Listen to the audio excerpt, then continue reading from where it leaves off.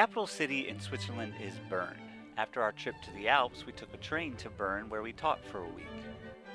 The city itself is absolutely gorgeous and is famous for its fountains.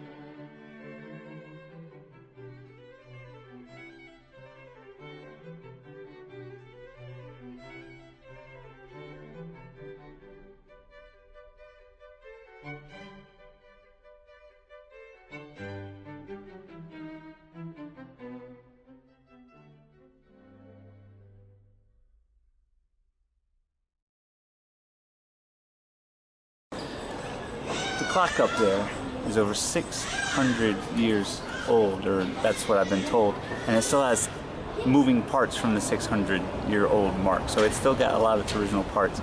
It's about to go off in just a second and cause a little bit of a ruckus, I think. I think little things are supposed to happen and pop out, kind of like a giant cuckoo clock. If you don't remember this about the Swiss, or if you don't know about the Swiss, they're pretty famous for their clocks.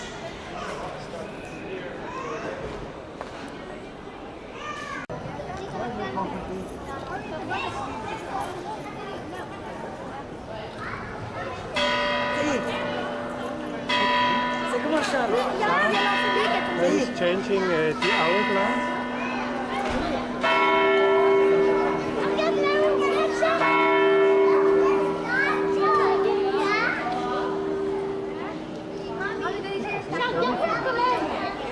For today's standards. Ta-da! Okay. By today's standards, it's maybe not so exciting, but 600 years ago, that would have been mind-blowing.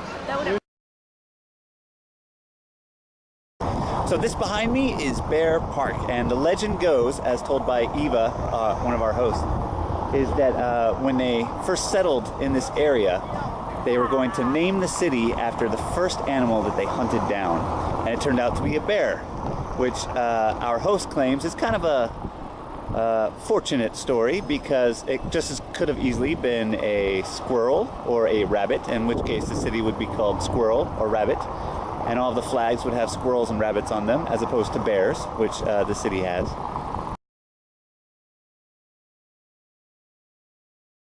And so yeah, it would be a little bit less intimidating if your city was named Squirrel. The only thing is that a lot of people question whether or not a bear would probably want a little bit more space than they give them here in the Bear Park. Still though, lovely view.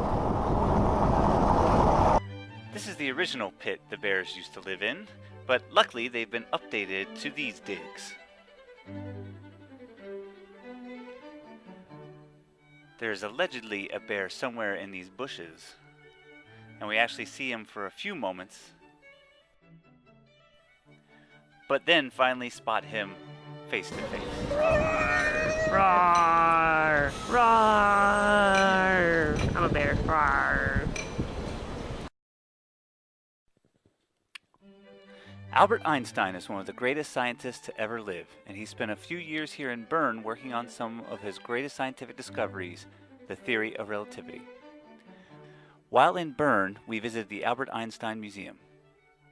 Since you two are boys, let's talk about what this brilliant scientist was like as a young boy. Young Albert didn't do the best in school and had trouble speaking correctly for a few years. He didn't like playing with kids his own age and was often made fun of. However, he was a very hard worker and thinker. He grew up under the motto, "Hard work brings its own reward," which is what the words say on this quilt made by his family. When he was older, he liked to make his hair wild for photographs to show he was rakish and jaunty. His colleagues thought this was odd, but Einstein is easily recognized to this day.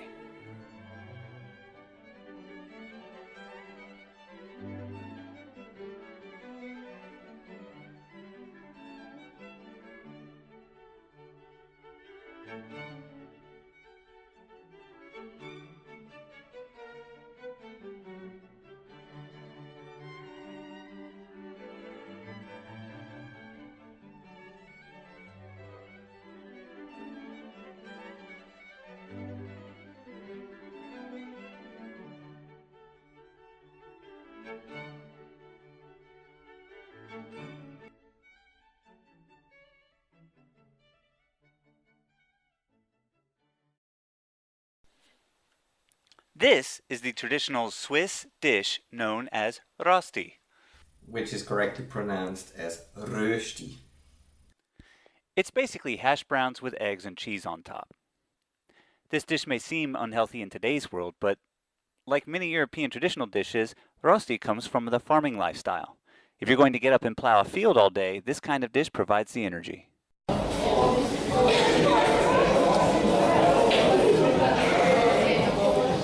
By the way, I don't think this is healthy. This dish is delicious, but it is kind of like a flavorful pile of salt.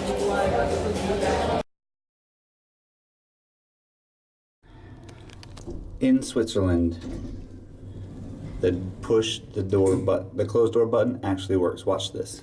Now,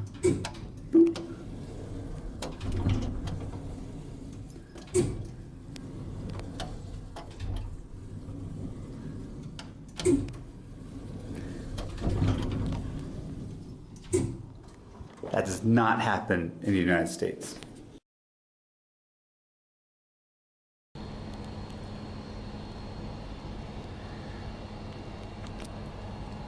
So, your Uncle Bobby likes Mexican food so much that he got some while in Switzerland. And Mexico is very far from Switzerland. However, it's really good. And that is how much your Uncle Bobby likes Mexican food. A lot.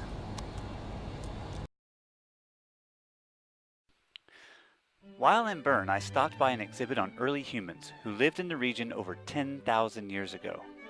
This is what they believe one would have dressed like. Far from being cavemen, these humans lived lives that were fundamentally very similar to ours. They lived in communities of houses where people worked together, practiced skills, raised families, and tried to make life enjoyable.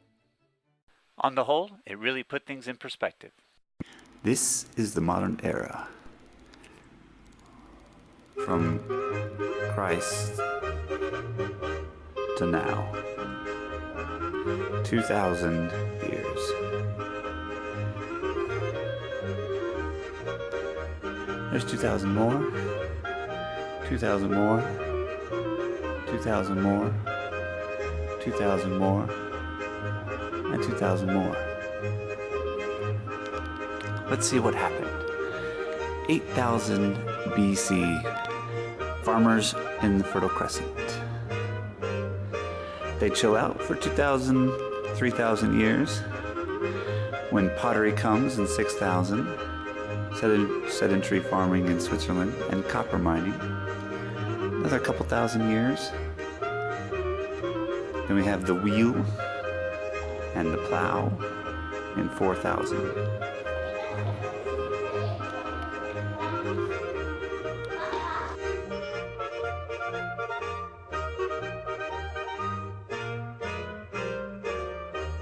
Alright, so first off, why am I eating at a McDonald's when I'm in Europe? Well, first off, when you're a week away from home, a burger and fries sounds fantastic. Second of all, I'm always interested to see what it tastes like to eat McDonald's in European places. For instance, the meat in the burgers is usually better, but the Coke is usually not quite right.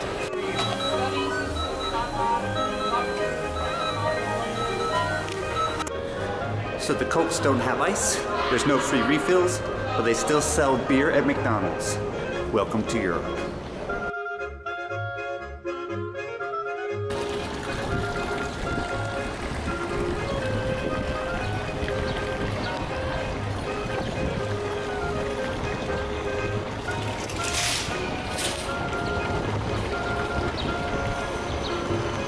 Gruesome fact time! This statue is called the Kindler Fresserbrunnen, I think. Which is the Kindlerfresserbrunnen. That right there is called the Fountain of the Child Eater. And generally they're pretty sure that it's here as like a parenting tool. So like, don't go into the forest or the child eater will get you. Or make sure you do your chores or else the child eater will get you. So they made it up in order to make kids do what they wanted. Which, by the way, I don't think is a very healthy parenting device, at least to do it with a child eater. Kind of scary. So the statue is here since the 1500s. Also something that's a gruesome fact, and it's not very fun at all, is that at this time, in the 1500s, for a few thousand years actually, Christian cities and Christian countries in Europe were not very nice to Jews whatsoever. And so the hat on the ogre is actually very similar to a Jewish hat. And so it's also their way of saying that, you know, watch out for Jewish people, and it's not very nice at all. We've come a long way since then. So chocolate is famous in Switzerland, and for a reason. It's really, really good. And so this is Sprunglé. And it is the best of the best, apparently. It's a really good chocolate. So this is a caramel truffle, and they're incredible.